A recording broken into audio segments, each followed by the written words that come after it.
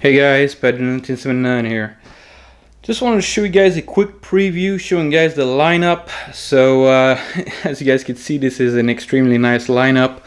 So on the left here we got the DCF. This is a bare tool, but I got plenty of batteries. So DCF887. So the latest one with all the speed mode on it, the tri-beam LED. So let's take a battery in it and I'll just show you guys. I'm gonna give you guys a couple of quick specs, so some of you guys want to see the specs, RPMs. You can get that on the website usually, but it's fun to watch on a video. So and hear the sounds. So here you go. So 0, 1000, 2800, and 3200 RPMs, and 0 to 3800 impacts per minute. So let's put the battery in here and let's hear the speed. So let's start with mode 1. So this thing is going to be on mode 1. Sorry, I got to work around the camera, guys. So this is for small screws, and this is something that's... So this is full speed on mode 1. Full speed on mode 2. And full speed on mode 3. If you guys want to hear better, I'm going to switch the tool behind me. So where I got my shotgun mic, my Takstar shotgun mic is pointed towards me, so you guys can hear me talk a little bit better. So I'm going to put the tool right next to the mic so you guys can hear the difference. We'll start with mode 1, 2, and 3. So mode 1, let's go. Mode 2. And mode 3. So you guys can hear right there difference in speed and power. Love the tri-beam LED. There's no shadow, it's only shadow when you're right there on a tool, but let's say you got a small bit, and you're not gonna get any shadow. So anyways, I want to show you guys something I noticed about the tool. I just noticed this slightest little detail. So there's no battery in it. There's no battery, but look, if you press the trigger after you just disconnected the battery, you see that? Click, click, click, click, click. You can still do it. Damn. All right, so that's it. So you can still click for a couple of seconds, have just a minute fraction of a second, press on the light. So there's residual energy staying somewhere in the tool, probably in the electronics or something. So there's residual energy getting stuck in the tool. So that's an interesting fact. So guys, when I get something, get a tool, get a phone, my brain works in a way that I have to notice every little details. I guess that's what's made me such a good gamer on a couple of games. So just analyzing and looking at all the small little minute details. So I'm gonna switch over, guys. Gonna switch over to the second tool here. Just going to show you guys the DCF889. So this is the older version. Well, older. That this is something meant to drive lags and not remove bolts and nuts. Although you could do it, it's not made for that. It was designed specifically for lags. Although it works great on my car. This thing is 400 foot-pounds, so pretty nice torque anyways for that, compared to the older model that's 300 foot-pounds of torque, I think. So 400 foot-pounds is pretty good. You can do pretty much anything with 400 foot-pounds. So one test that I should do is trying to back in the day with my Mazda 3, the bolt, I didn't put any every time I changed my tire, I just cleaned off the tread a little bit, but I didn't put any anti-seize on it. So I didn't put any anti-seize on it, and since I live in Canada, we get lots of salt in the winter and corrosion and stuff like that, and the bolt would just seize in place. So even with a Mastercraft like 220 foot-pounds, you would not have enough energy to be able to take off the bolt. So I needed an air impact gun to do it. So something like a little bit more powerful. So anyway, I want to show you guys when you press on the trigger, the sounds that it makes. So just one speed, guys, one speed. So let's take it up behind the mic and hear you guys the sound. So yeah, this is the sound that it makes. So guys, this is 2300 impacts per minute and 1500 RPMs.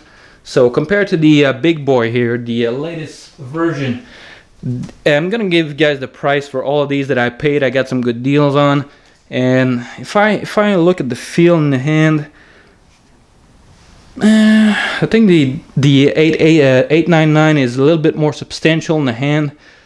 The grip on the 889 I think is a little bit more comfortable, maybe. Not much more though. So yeah, it's a little bit more comfortable on the 889. So, but I want to show you guys something here. So for those of you who are interested in stuff like that, so let's see for the break between the two. All right, start with the 889.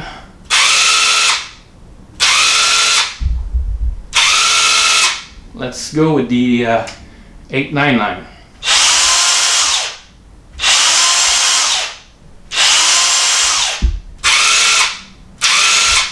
Yeah, you can hear the break is much more violent and much more present on the 889 versus the Dewalt 899. So, man, those designations, they just should change the name instead of just changing a number.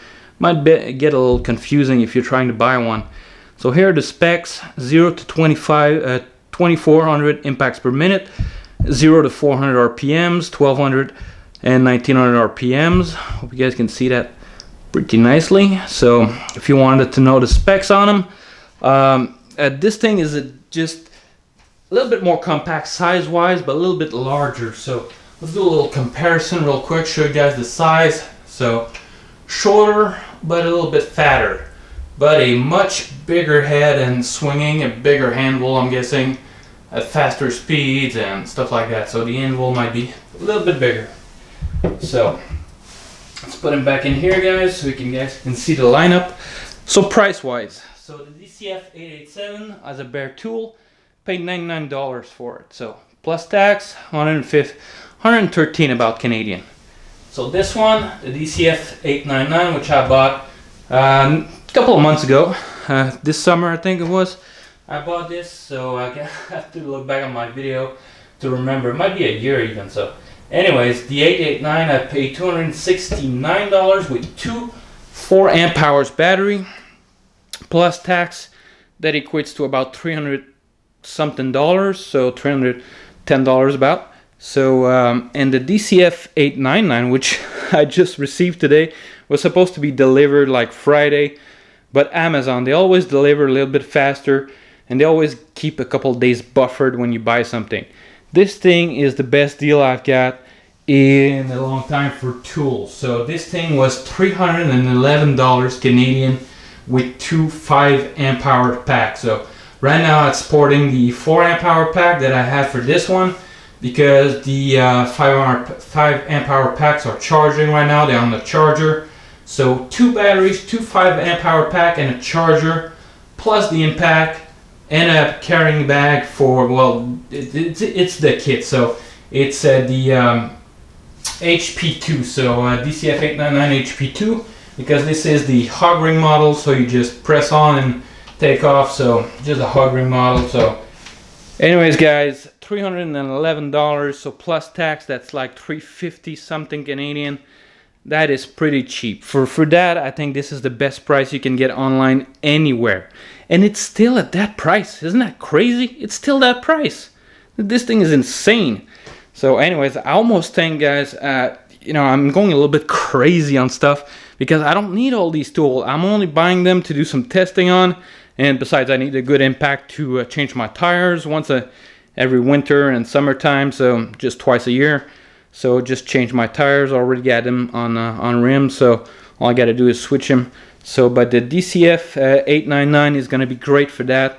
This one worked great to change my tires, but I wanted something a little bit more powerful to, if I need to do a little bit of mechanics and change stuff and really take off some big bolts and stuff that are stuck in there.